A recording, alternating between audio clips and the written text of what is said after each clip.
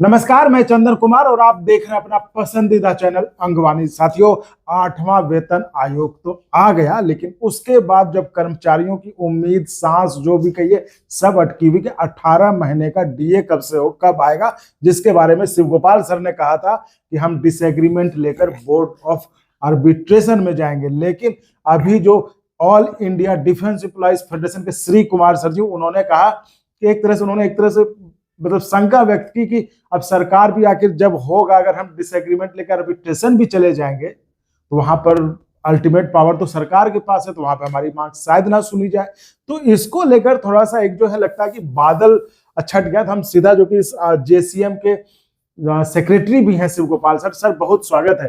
Sir क्या आपने तो सुन ही लिया, सर क्या ऐसा कुछ लगता है क्या कि ना हो, मतलब आप जैसे कहा कि हम लेके जाएंगे? ऐसा नहीं है कि हम अगर आर्बिट्रेशन में चले जाएं तो आर्बिट्रेशन में जो भी चीजें चली जाती हैं उनको सरकार मान लेती है, ऐसा नहीं है। अभी हमारे करीब 17-18 इशूज जो हैं आर्बिट्रेशन जिनमें फैसला हो चुका है, अभी नहीं 20 साल पहले, 25 साल पहले, कर्मचारियों के पक्ष, हाँ, कर्मचारियों के पक्ष में वो सारे के सारे अटके हुए हैं। अभी उन पर हम लोगों की मीटिंग भी हो चुकी है। उनमें तमाम पंचायत होने के बावजूद जो निर्णय हुए हैं उनमें भी सुधार करके हम लोगों ने एक्सेप्ट कर लिया कि भाई अच्छा ठीक है, हमको आप एरियर मत दीजिए, करेंट दे दीजिए। आप कहते हो कि इसकी कैलकुलेशन में उतना पैसा खर्चा हो जाएगा जितना पैसा जो है उनको मिलने वाला नहीं है। तो ऐसे इश्यूज को बैठ जाइए, हम लोग एक उससे कर लेंगे। सारे जैसे स्टाफ साइड के लोगों के साथ में मीटिंग हो चुकी है। अब जो तय हो चुका है आर्बिट्रेशन में वो तो दे दो, अब वो भी अभी लटका हुआ है, तो उस पर अलग डीओपीटी सेक्रेटरी और एक्सपेंडिचर सेक्रेटरी के साथ मीटिंग हो करके ये फैसला हुआ है कि उसको फाइनल कर देंगे बहुत जल्दी ही।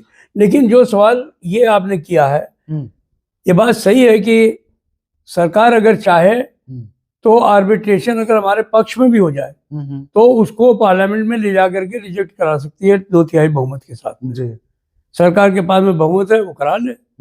लेकिन अगर सरकार ऐसा कराएगी तो बदनामी तो सरकार की होगी ना। उस समय कोई आदमी जो है वो जैसे स्टाफ साइड को थोड़ी दोष देगा। भाई हमने अपना कर्तव्य निभाया, हमने लड़ाई लड़ी, ईमानदारी के साथ आर्बिट्रेशन में फैसला हमारे हक में आया। लेकिन अगर सरकार बेईमानी पे माता है और वो पार्लियामेंट में ले जा करके कैंसिल कराएगी तो सरकार की वहां थुक्का फजीयत तो होगी ना। कुछ लोग कहेंगे ये क्या कर रहे हो। मैं आपको एक छोटा सा उदाहरण बताऊं। एक बार कारखाने के कर्मचारियों को कैजुअल लीव कम मिलती थी और ओपन लाइन में ज्यादा मिलती थी, तो हमारे लोग बोर्ड में गए कि भाई इनको बराबर कर दो, अच्छा नहीं है ये। तो उन्होंने कहा कि नहीं हम ऐसा नहीं करेंगे, वो ओपन लाइन में ज़्यादा लोगों को काम करना पड़ता है, तो हम ये इसमें जो डिस्पैरिटी है वो रहेगी। हालांकि अंग्रेजों के ज़माने से थी। तो हमारे लोगों ने कहा कि भाई कुछ समझौता कर लो, हम मान लीजिए आपसे कह रहे हैं बराबर कर लो, तो आप थोड़ा सा 2-1 कम कर दो, लेकिन इतनी कम ना करो कि आप उनको 12 दे रहे हो उनको 6 दो, ये ठीक नहीं है, आधा नहीं चलेगा, कुछ इसमें समझौता हो सकता है। तो भी बोर्ड नहीं माना, तो अल्टीमेटली डिसएग्रीमेंट हो गया। डिसएग्रीमेंट हो गया तो आर्बिट्रेशन हो गया। आर्बिट्रेशन ने कहा कि ये तो अंग्रेजों का बनाया हुआ गुलामी में कानून था, अब ये नहीं चलेगा। अब ओपन लाइन और कारखाने में कोई अंतर नहीं है और सबका जो है वो बराबर हो जाएगा, क्या कहते हैं, कैजुअल लीव। तो सरकार ने, रेलवे बोर्ड ने बनाया कि इसको रिजेक्ट करा दें पार्लियामेंट के अंदर। उस समय बम्पर मेजॉरिटी होती थी कांग्रेस की। लेकिन उस समय उनकी बदकिस्मती ये थी कि जगजीवन बाबू जो हैं वो रेल मंत्री थे। अच्छा। बाबू जगजीवन राम। तो उन्होंने रेलवे बोर्ड के चेयरमैन को मालूम क्या कहा, उन्होंने कहा कि जब वो कम पर तैयार थे तब तो आप नहीं माने। अच्छा। अब आर्बिट्रेशन ने उनके पक्ष में फैसला दे दिया तो आप हमको चाहते हो कि मैं इसको ले जाकर के पार्लियामेंट में कैंसिल कराऊं। मैं काला जरूर हूँ लेकिन और कालिक अपने मुंह पे नहीं लगवाऊंगा। ये बाबू जगजीवन राम ने कहा। किनको सर? ये रेलवे बोर्ड के चेयरमैन को। अच्छा। तो ऐसा नहीं है, जब ये सब चीजें करेंगे तो कोई ना कोई तो सुनने वाला होगा। रेल मंत्री सुनेगा, नहीं सुनेगा तो प्रधानमंत्री सुनेगा। ऐसा नहीं है कि वो ऐसा करके ले जाए, वहाँ पार्लियामेंट में सरकार की फजीयत नहीं होगी।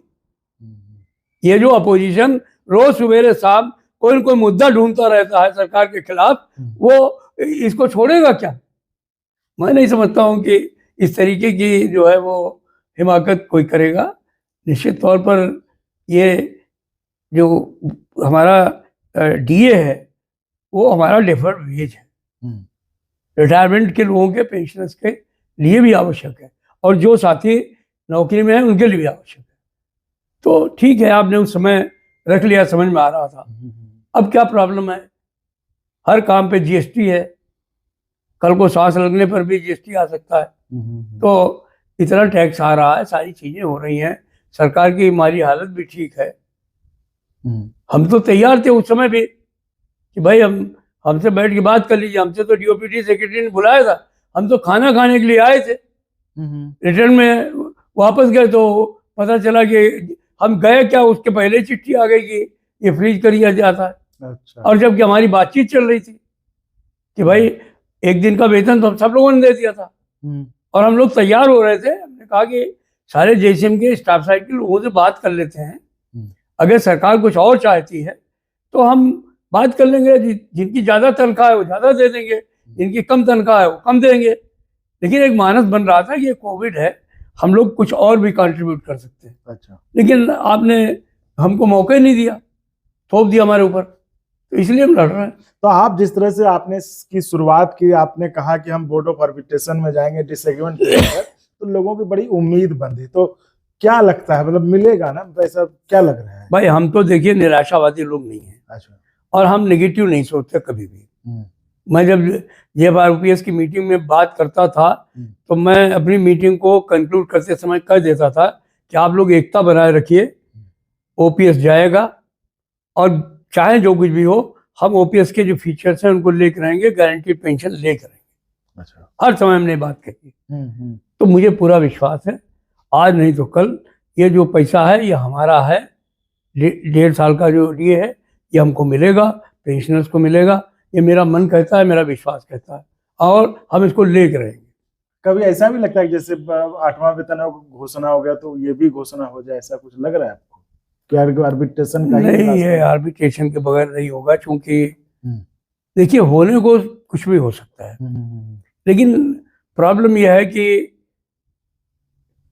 ये समस्या का भी हल अगर कोई आदमी बिना आर्बिट्रेशन में जाए हुए या किसी तरीके से कर सकता है तो वो सिर्फ देश का प्रधानमंत्री। अगर उसके पास ये मसला चला जाए तो इतना बड़ा मसला नहीं है। भाई हमने तो यहाँ तक कह दिया था कि जो लोग रिटायर्ड हैं उनको तो आप नकद दे दो, और जो लोग रिटायर्ड नहीं हैं उनके खाते में जमा करा दो।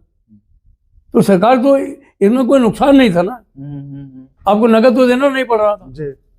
उन्होंने कहा नई पेंशन वालों का क्या होगा, हमने कहा उनको बॉन्ड दे दो। आप 5 साल के लिए रखना चाहते हो, आप 5 साल का उनको बॉन्ड दे दो, हमारे 5 साल हमारे खाते में डाल करके हमारे ऊपर रोक लगा दो कि हम 5 साल इस पैसे को नहीं निकाल पाएंगे, पैसा सरकार के पास रहेगा। तो हम रास्ता निकालना चाहते हैं और सरकार के पास में उस रास्ते को कोई समझाने वाला हो तो सही, वो भी है। लेकिन अब लोग डरते हैं, बात ही नहीं करना चाहते हैं।